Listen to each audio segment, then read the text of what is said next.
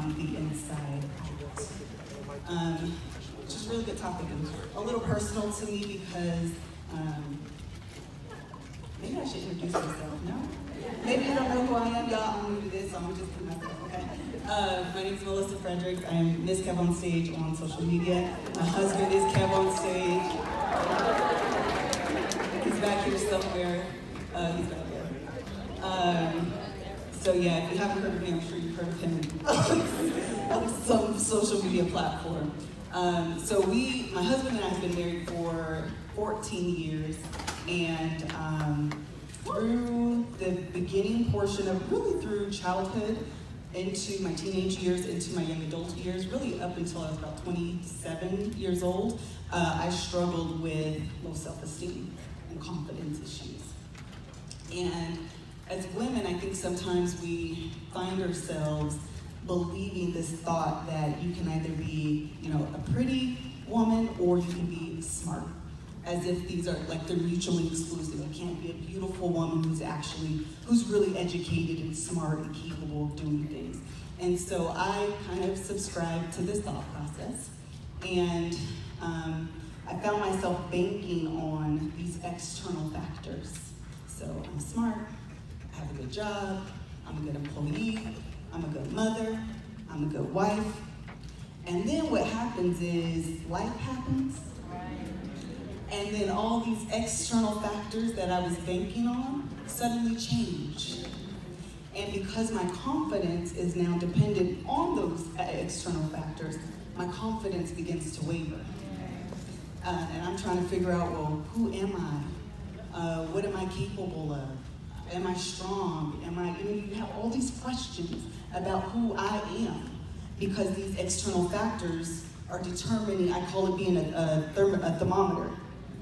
A thermometer does nothing but tell you the temperature on the outside. It controls nothing. It's just a gauge for what's going on the outside. And so my confidence was literally a thermometer. It was gauged on all these external factors, these things that I had absolutely no control over. So life happens and things change, and I'm looking like, what am I to do? Who am I? So I was going to, and I actually remember, it's really funny. I remember as a teenager the church that I was going to in Washington State, and life was good. My parents were married. I was dating my husband, getting a good job, having good grades in school, doing all these wonderful things. And I remember telling my pastor's wife, I feel like I ain't been through nothing. Yeah, don't ever say that, okay? Never say that. Because lo and behold, some things changed. And child, I went through a whole bunch of stuff. So the question today is, how do you build self-confidence? How do you build this confidence that starts from the inside and then comes out, not something that's determined by outside factors and comes in? Does that make sense? Yeah. So my husband and I, like I said, we've been married for 14 years. And at the end of last year, I lost my wedding ring. It's not funny, but it's funny now. And so I didn't have a wedding ring for like 2 or 3 months, really. And, women, I was able to guilt trip him into this is your fault, you haven't bought me a new ring, you just want me out and about with no covering, I need a new ring. And he's like, I don't understand how this is my fault. And I'm like, anyways, we've been married for 14 years, I'm due for an upgrade anyways. In reality, God's plan. So we go to the jeweler, to the jewelry store, and the sales associate starts to educate us on the 4 C's of diamonds. Y'all familiar with this? No. Okay, so y'all are more cultured than me. I didn't know nothing. I go in and I'm like, I want the biggest diamond with the biggest carats. And that's actually, carat size is like a tiebreaker when it comes to the value of a ring. It's actually the least important factor in determining the value of a ring. So there's 4 C's. I'm gonna go over it and learn you something today. So the first one is color. A valuable diamond is actually absent of color. It's just be see-through, kind of like water. The next one is clarity. Diamonds go through a tremendous amount of pressure becoming a diamond. And if it comes out with the least amount of blemishes, that means it's clear, has high clarity, then it's more valuable than if it's damaged, basically. The next one is carat weight. We just talked about that. And the last one is cut. And that's what we're going to focus on today. So the cut is actually when they're called a master cutter. They take a diamond in its raw state and they make these incisions, these cuts in the diamond to maximize the sparkle, the brilliance, the value of the diamond. And each cut has to be intentional. Each cut has to be deliberate. No cut can be wasted, because a wasted cut chances the value, the brilliance, the shine being diminished. Does that make sense? So the master cutter has to be very deliberate with these cuts, because in the end you have to have a big picture. This is where I want this diamond to go, and I'm in this raw state right now, and I have to make sure that I am deliberate in achieving this end goal. Yes. Okay. You see where I'm going? Yes, yes. Okay. So each cut directly, I want to read this exact how I kind of have it down. Each incision has to be precise, exact, and intentional. Each cut has to directly impact the overall brilliance of the diamond. Each diamond, I said that, for maximum brilliance and intensity of light, to ensure that each cut maximizes the diamond's ability to shine, sparkle, and this is my favorite part, and reflect what's inside. So why do I tell you this story? What is the connection? A lot of times we don't walk in confidence because we live in shame and we live in guilt.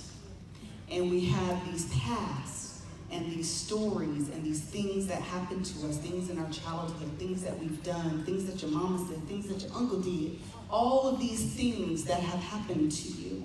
And you think, because of them, I am now damaged. Because of them, I am less than. Because of them, I am not able to be used by God. And so you filter your life through this filter of shame. And your value is then perceived through this filter of shame. So you actually don't understand your true value. Does that make sense? Because you're too worried about all these things that happened in the past. So what happens is you have a distorted view of your value of yourself. In order to overcome shame, we must recognize that the master cutter is intentional. So every cut that you've had in your life, every valley, and I get emotional thinking about it because I start thinking about the things that I've gone through. So every cut, every valley, every bruise, everything that you've gone through, God intended. And not only did he intend it, they were purposeful. They were deliberate. They were with the intent to maximize your sparkle, your brilliance, your shine, your value. So you're valuable not despite your scars, not despite those cuts, but because of them. Because each cut allows you to reflect the God inside of you. That's good, right? So when you look over your life and you see these points of failures and these shortcomings and these valleys and low points, remind yourself, come up out that shame, because the master cutter has a plan. So we use this scripture, Jeremiah 29:11. And it's a great scripture, y'all. It's very familiar. Everybody knows it. And I just want to give you a little twist on it a little bit. A lot of times we think of this scripture and we think of it in terms of God bestowing blessings on us, which is true. So I'm going to give you a little bit of context. So in Jeremiah 29, Jeremiah is talking to the Jews, and they were in rebellion against God. And Jeremiah was telling them that because of your rebellion, you will be in captivity in Babylon for 70 years. That happens in verses 1 through 10. Then he cuts to verse 11 and he says, "But for I know the plans I have for you." So the point is, you're going to go through some stuff. Life happens. Valleys happen.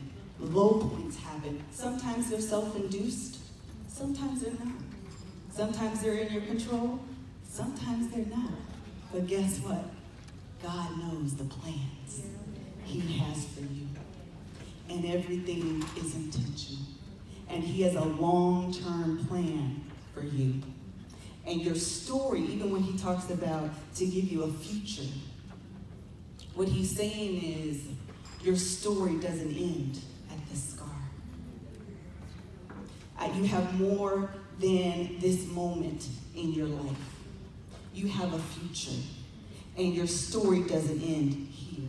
And a lot of times I think, from the diamond's perspective at least, going through the pressure, going through captivity, going through the things it hurts. Child, don't nobody want to go through all that? Where's my easy button? I want the easy way. Jesus, can I just ease my way through life? Please? I'm sick of going through stuff. I feel like I got the lesson. And God is like, no, everything is intentional because I'm in control and I know the plans I have for you. So now I don't have to rest when things happen in life, I don't have to rest my confidence or put my confidence in those external factors. And I don't have to be sad about the things that happen in my life because I recognize they're only adding to my value. And I can have confidence in that because it's not me. And truth be told, it ain't y'all either. It's God. And if I have confidence in God, because He's the same, He don't change. Y'all be changing, I be changing. One day I like purple, the next day I don't. I just had on some heel shoes, and over there I was like, you know what? No, I'll put these flats on. We be finicky, we be up and down, left and right, doing whatever we want to do. And God is the same. Thank God, right?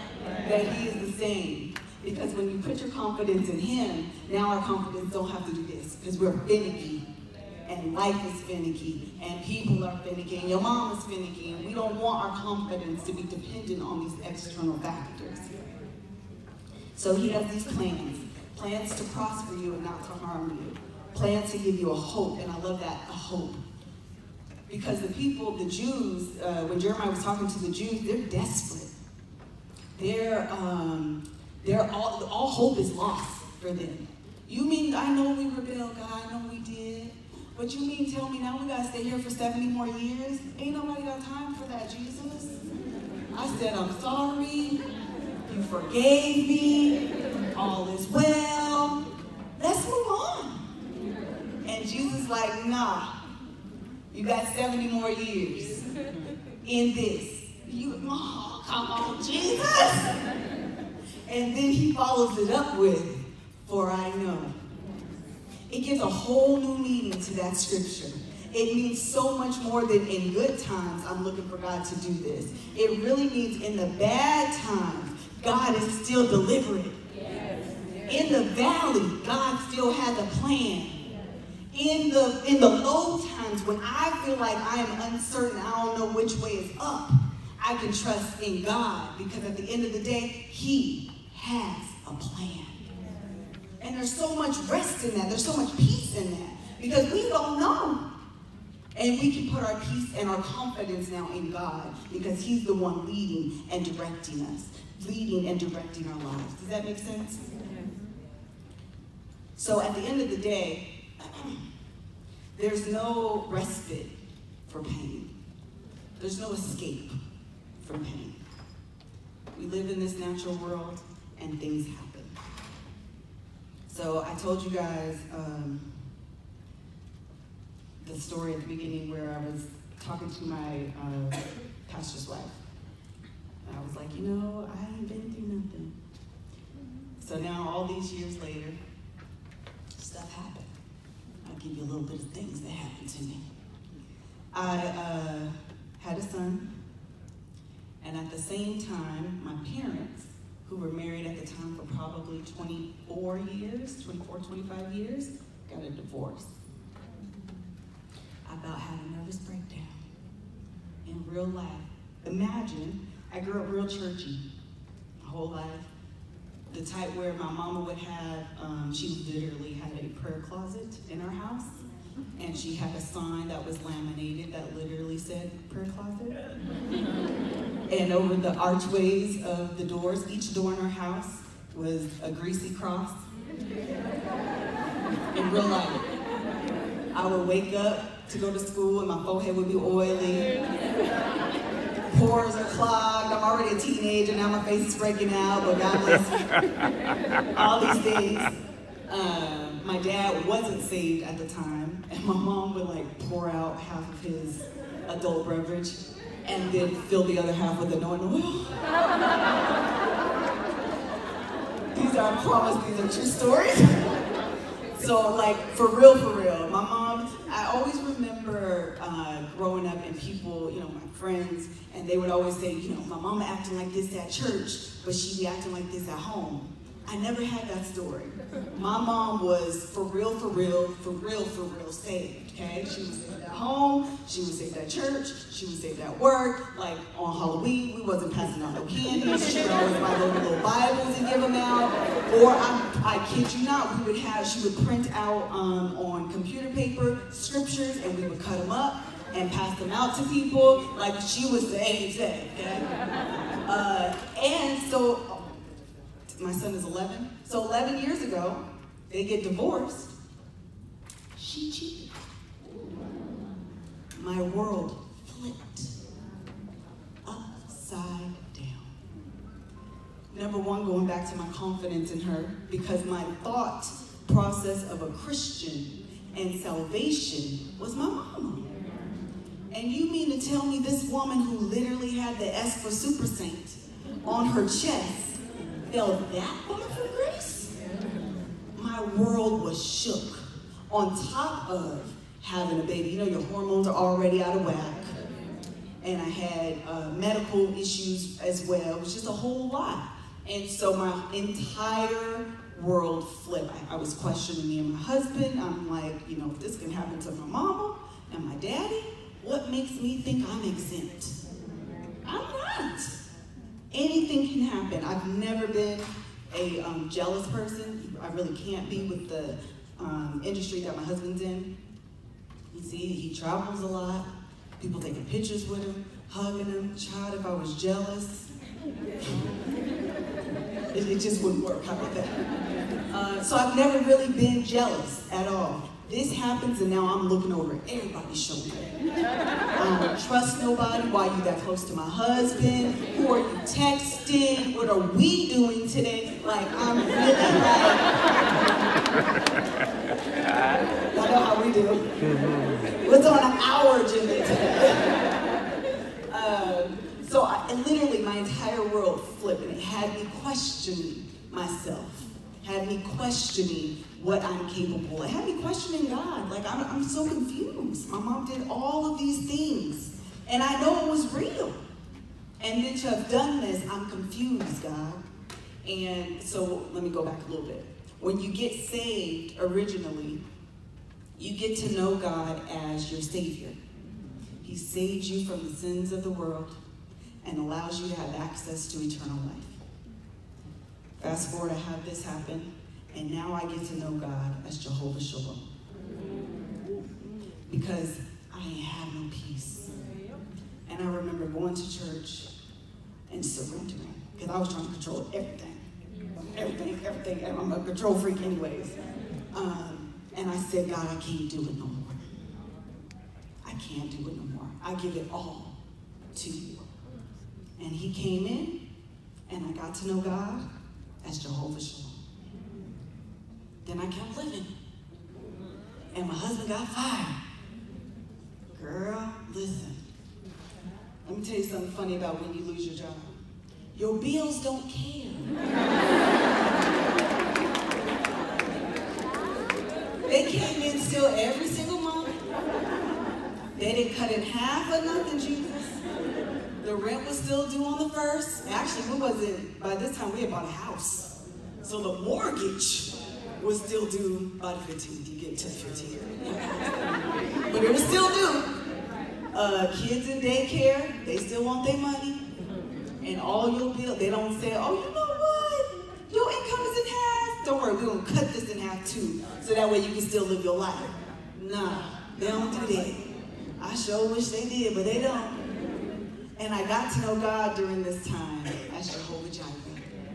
Because I look back on it today, I don't know how. I literally don't. And it wasn't no 2-3 months he was out of a job. We talking 18 months?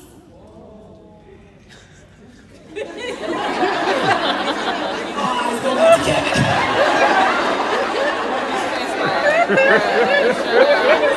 She brings up old stuff. Oh, I've been working a long time ago. We good now. That's all that We good. We went to Paris last week. I was tripping. If you know our story, you know this is a true story. This really happened in real life. Oh, He did man. YouTube. That's what started his YouTube channel. You look back on his very first YouTube videos, today it's like Kev got fired or something like that. All the views on that video gonna go up. Because he literally did a YouTube video that day, and he really got fired, and we was really without income. And we stayed faithful in church, we stayed faithful paying our tithes, and I look back on it and I'm like, Jesus, how did we make it? I still don't know the answer, so I know the only solution is that God was in it. And you know, we all been through that. You look back on a scenario like, ain't no way, because the numbers don't add up at all. Because we wasn't making a whole bunch of money. I needed every bit of his paycheck and every bit of mine, plus probably some of yours too, to truly make ends meet. But you know what? I look back on it and I know it was God, and I got to know God as Jehovah Jireh, because he definitely came in and provided for me during this time. So I kept living Simone, because I'm still here. And my brother-in-law got sick. My brother-in-law is sick. He has cancer. And I'm getting to know God as Jehovah Rapha. I'm looking for God to step in as God the healer. Keep him in your prayers. So why do I say all that? Because if he's done it for me, I can tell you with confidence, he can do it for you. And now my confidence is no longer in my paycheck, because that's an external factor, and it can change. My confidence is no longer in my mama, because she's human, and she's flawed. And I don't mean that disrespectfully. I mean that because we're all human, and we're all flawed. And don't put me on no pedestal, because I'm human, and I'm flawed. But all of these cuts along the way, I now have a story, and they're intentional, and it's bringing me to this moment right now today.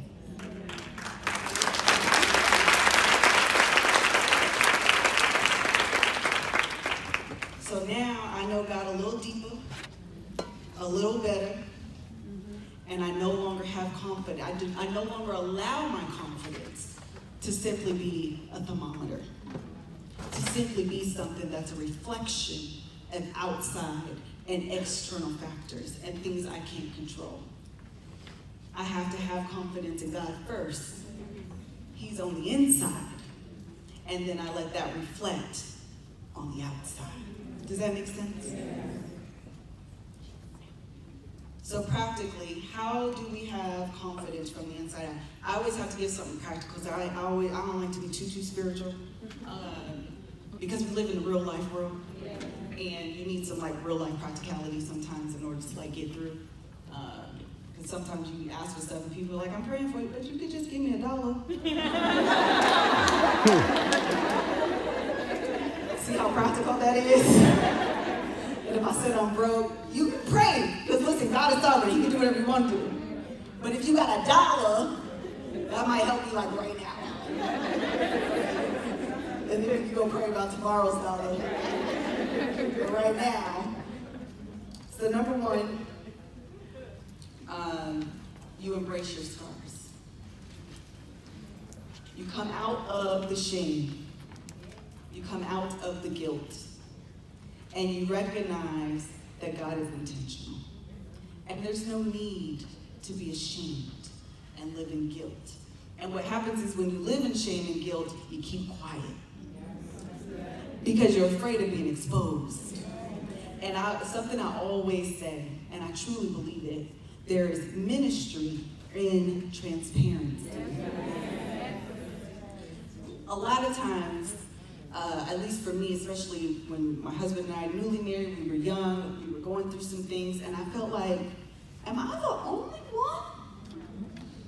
I've been at marriage enrichment, I've been at all the women's study classes, and ain't nobody mentioning what I'm going through. Am I the only one going through this? All these years later, my husband and I do a podcast, and we have a relationship seminar that we do, and we share some of the experiences that we've gone through. You don't know how many emails, inboxes, conversations I have with people. Oh my gosh, I am going through the same thing. Oh my gosh, when you said that, that is me. Like every word that you said was me. And I'm like, how come nobody talks about these things? Because number one, we're ashamed. And that shame keeps you quiet. And that quietness is where the devil gets you.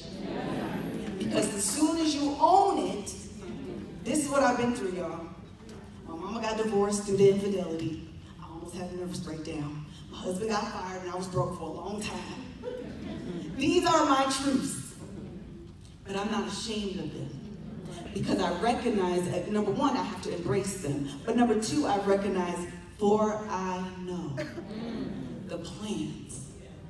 And you may not get it in the valley, but when you come out and I look back, I recognize it. And anything moving forward, I now have confidence.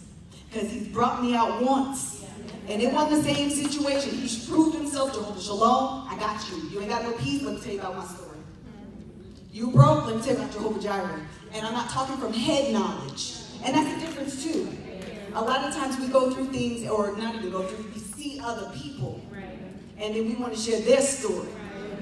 No. Let me tell you this story that happened to me. And I can share it with conviction. And I can tell you my truth.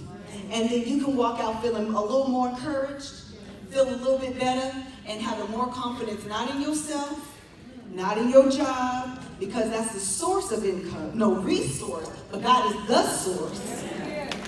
So I'm good with that. I ain't got to worry about all these outside external factors. I'm going to put my confidence in God. So embrace your story. There is help. There is ministry help in transparency. Embrace your scars. Share your scars. Share your stories. There's no need to be embarrassed by them. There's no need to have the shame and this guilt associated with it. And don't allow the devil to keep you quiet. Walk in these things and know that you're valuable because of them. You can now reflect the light inside of you because the master cutter is always in charge. Number two, quiet your inner critic. Your inner monologues. This is one of my favorites and something I know I absolutely still have to work on. You know those inner critics when you get dressed and you're looking in the mirror and it's the one that terrorizes and destroys you may even feel cute and go in the mirror and this ain't right and this ain't right and why your hair doing this and your teeth are crooked and your weight should be this and your boobs are little and your butt is too big and your thighs are too little. Child, shut up! You gotta tell that inner critic to hush, literally, and reinforce these ideas that God has said about you. You are valuable. You are fearfully and wonderfully made. And everything about you is intentional. it's hard. Like, it's easier said than done. But it's something you absolutely have to actively work at, is telling those inner critics, your inner voice, those inner monologues that we have with ourselves. And honestly, you keep repeating that to yourself, and now that's what's inside of you, and now that's what's going to reflect on the outside of you. Because in reality, confidence affects every area of your life. I was just in the back a little while ago. This is helping. This is transparency. And Miss Audrey has been fabulous. She's been helping me since we've been here. I know I'm probably the worst person because I'm like, I can do it. She's like, I can do it for you. Like, I'm so regular. But I was in the back and I kind of pulled myself aside and I was trying to go over my notes. And I found myself having those inner monologues. And all these feelings of insecurity crept up. And these feelings of inadequacy crept up. And I literally received a text message, literally in the back all because it was, thank you, God. I received this text message from one of the girls that I know. And she just spoke to every insecurity, every demon that was talking to me, those inner monologues, everything she said to me, addressed all of them. And I told that inner demon, that inner critic, shut up. I am fully equipped.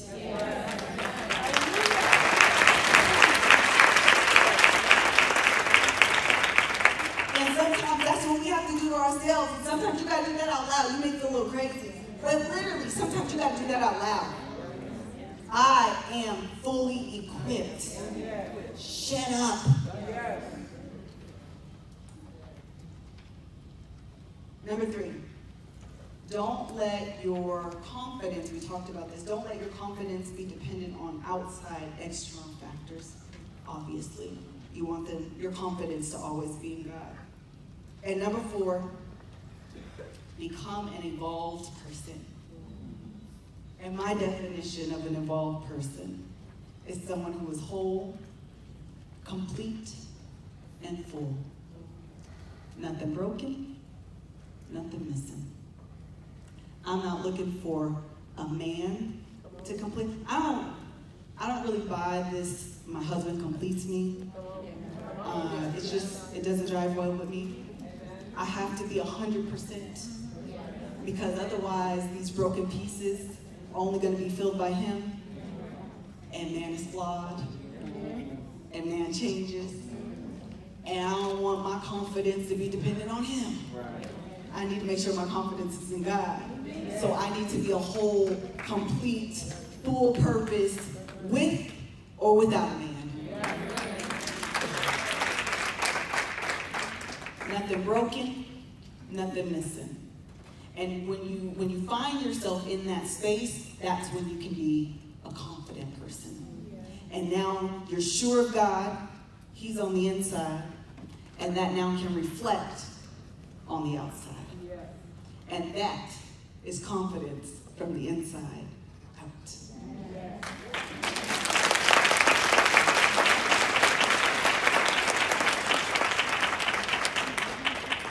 So I still have like lots of time because I talk fast.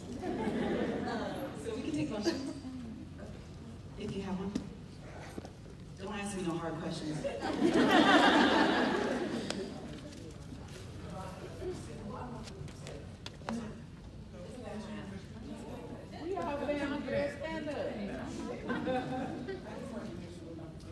Oh, the last point was become an evolved person. And my definition of evolved is whole, complete, full. Nothing broken, nothing missing. It's one of my favorite definitions.